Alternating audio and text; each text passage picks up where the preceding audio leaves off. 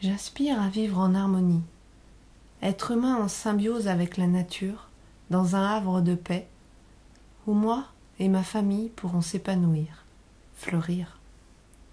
Certains diraient la petite maison dans la prairie. Arrivé sur le parking du lac d'Eyus, vue imprenable sur le pic d'Osso, l'accès direct était fermé, si bien qu'il fallut se garer plus bas pour remonter à pied. Ce fut une invitation à comprendre qu'on se doit de prendre le temps, à pied, pour gravir et atteindre nos sommets, notre idéal. Nous avons été tout d'abord sur un lieu de décharge, c'est le cas de le dire, un lieu insalubre, où beaucoup y voient un toilette public, qui nous permit de nous recentrer sur l'instant, faire une toilette de ce qui nous submerge et gardons privé, avant de gravir ces sentiers nous menant introspectivement au lieu escompté. Cette marche nous montrait que ce lac n'est pas naturel, mais issu d'un barrage avec tout de même un léger écoulement. Notre aspiration à la joie est en fait difficile, car nous sommes bâtis, héritage humain, sur la rétention de nos émotions. Nous y avons fait un barrage. Ce lieu, pourtant florissant et époustouflant de beauté, est comme un jardin secret, sûr, mais qui ne laisse plus écouler la vie, nos émotions. Nous le savons au plus profond de nous-mêmes, au plus profond de nos os, et c'est cela que nous sentons dans nos tripes, le maladie. Mais que faire? Si nous forçons le barrage, alors c'est la fin de notre seul coin de paradis, puisque la vallée sera alors inondée. Concrètement, nous bloquons en nous de telles émotions que s'il fallait tout vider d'un coup, nous perdrions notre seul espace de confort. Et même en sachant qu'avec le temps, notre nature peut se régénérer, nous ne voulons pas tout inonder. Les autres, son espace familial ou encore professionnel. Le premier espace était de prendre son temps. Le second, c'est de comprendre que la route est longue pour notre idéal et que celui-ci est embrumé. Nous n'en voyons pas le sommet. Nos idéaux sont flous. Cela nous pique de vouloir tout de suite être en cohérence avec notre essence, l'os et notre ressenti, ce que nous vibrons, nos os, le pic d'Osso, est sous les nuages et donc manque d'air. Le premier exercice a été de mettre son doigt dans l'eau du lac, puis de regarder le ciel en portant ce doigt mouillé à la bouche de manière provocatrice, voire aguichement sexuel. L'idée derrière est qu'on s'exprime. Le sexe prime. Si notre aspiration est grande, on peut avoir l'arrogance de l'attirer par séduction, un droit à l'attiser, vibrer son magnétisme. Pourquoi faudrait-il souffrir à gravir des montagnes quand on peut avoir l'arrogance qu'elles se déplacent? Puis, la participante nous a invités à se poser au lac. Qualité chez elle, d'être capable de prendre du recul pour se lire. Elle est très forte en introspection, tant avec soi-même que dans l'espace qu'elle donne aux autres, dans ses relations. Elle nous pousse à mettre nos pieds dans l'eau, c'est-à-dire se mouiller, et prendre un temps pour méditer. Le résultat fut probant. Nous avons pu apercevoir que ce petit paradis était un nid à têtards et grenouilles noires, déséquilibrant l'écosystème de par leur surabondance.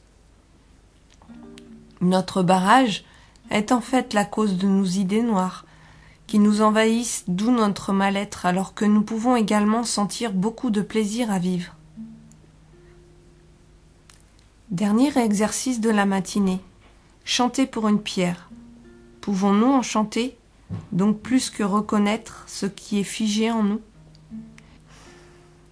Cet exercice pousse à ne pas fuir, mais prendre ses responsabilités, accepter que nos blocages nous empêchent de vibrer, mais malgré cela, nous pouvons encore trouver la force de donner.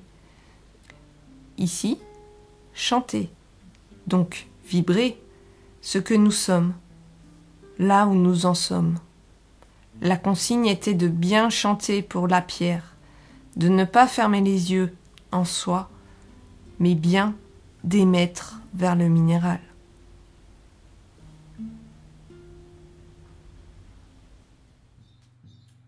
À la pause repas, un moment de plaisir simple et léger, nous étions quasiment sur les berges, non loin de cette pierre. Quel clin d'œil! Notre ami ne pouvait qu'y voir un rappel, remémorant ses souvenirs. Le lieu en lui-même, globalement, pouvant faire penser au Canada. Winnipeg. Oui, ni, la paix du gueux. On nous a appris qu'être en colère, c'est mal, la confondant avec la furie, qui, elle, est dévastatrice.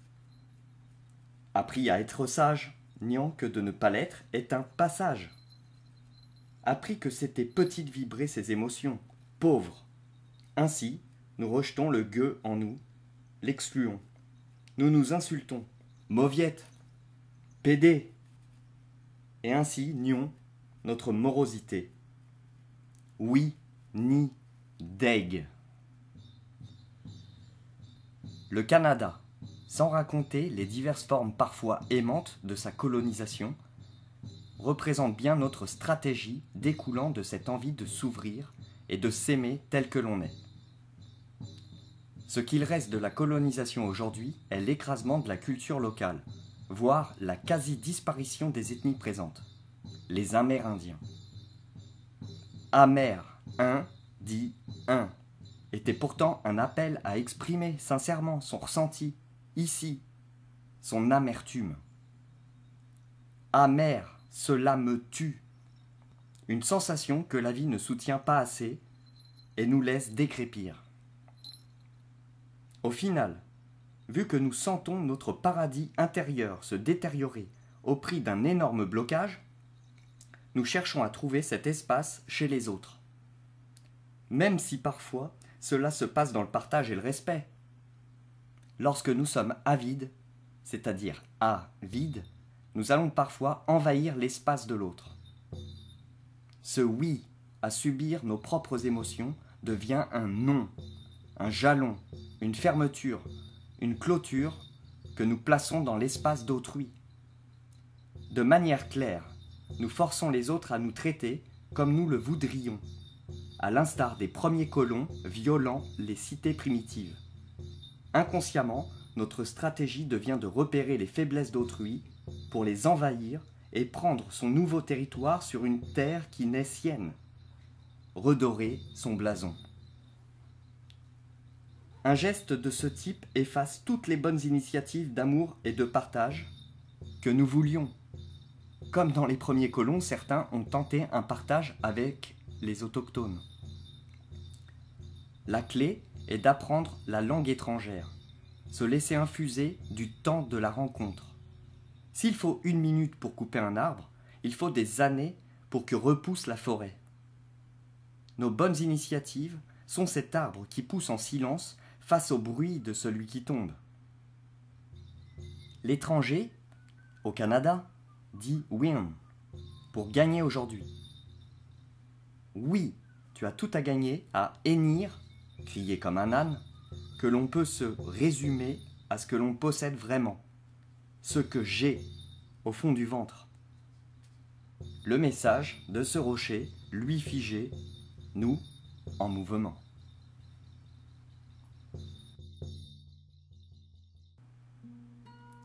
En bref, le lac d'Ayous pose la question de savoir où on a mal. Aïe, où? En se cachant de ses haines, on se prive du besoin des autres. Cela fait aïe et empêche le lien. Nous avec nous. Restant dans l'aspect séducteur de paraître. Alors qu'en donnant de l'élan avec ce qu'on nie, On naît,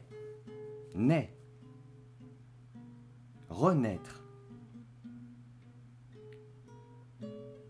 À croire que nous sommes réunifiés, nous coupons la vision complète de nous-mêmes de A à Z, empêchant l'entraide, nos aides. Et surtout, nous restons dans la peur, un serpent tentateur, car le manque d'air bloque l'arrivée de toute idée éclairée.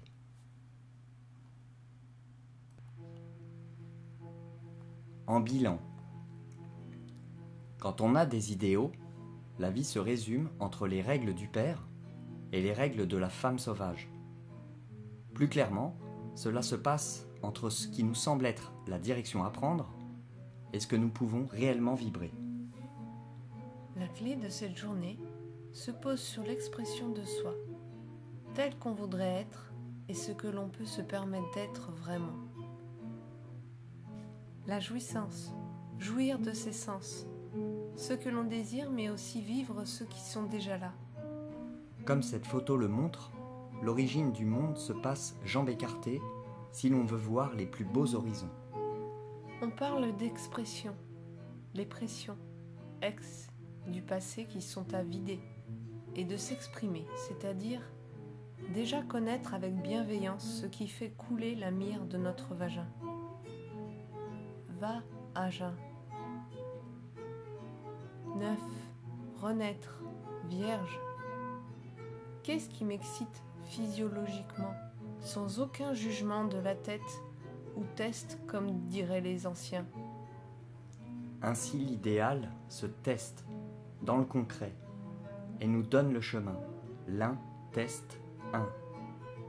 Notre nature face à l'immensité de la nature nous permettra de retrouver une confiance inébranlable et laissera le temps de retirer pierre par pierre nos barrages, nos interdits. Inter-D-I-T. Si on peut s'écouter, la vie peut enfin s'écouler.